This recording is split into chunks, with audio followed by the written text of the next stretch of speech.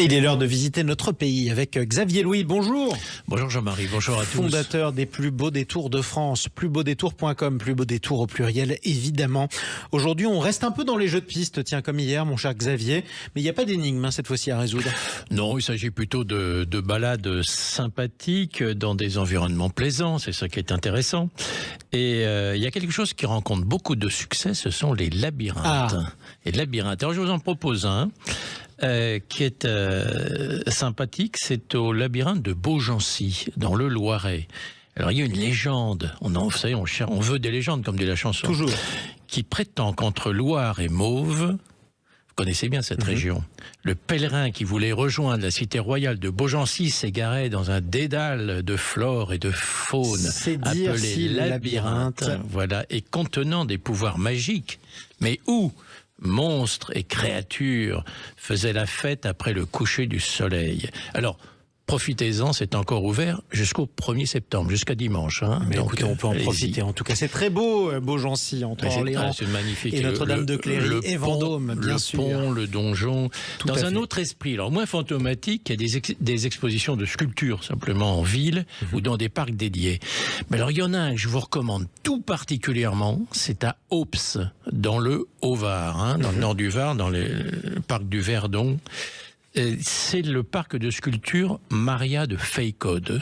Alors, c'est une artiste assez exceptionnelle. Elle travaille sur le marbre de Carrare.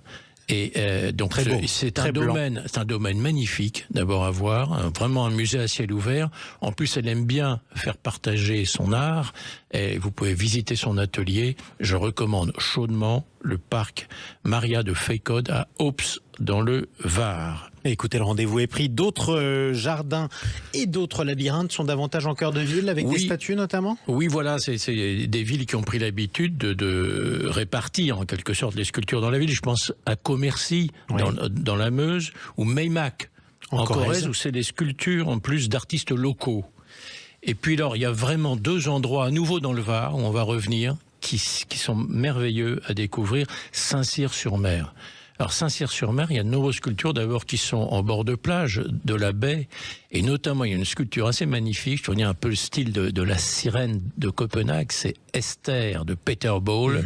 Elle est magnifique. Et puis dans la ville de Saint-Cyr-sur-Mer, là, sur la place Portalis, en plein centre-ville, il y a une des rares répliques faite par Bartholdi de la statue de la Liberté. Donc c'est très sympathique d'aller voir ça à Saint-Cyr-sur-Mer. Et puis dans le Var, une fois que vous êtes dans le Var, allez aussi à Grimaud, parce qu'à Grimaud il y a également une exposition de sculptures monumentales. On avait déjà dit que c'est une ville qui est déjà magnifique, fleurie, et en plus il y a ces sculptures à Grimaud dans le Var. Mais écoutez, le rendez-vous est pris là aussi. Merci beaucoup mon cher Xavier Louis.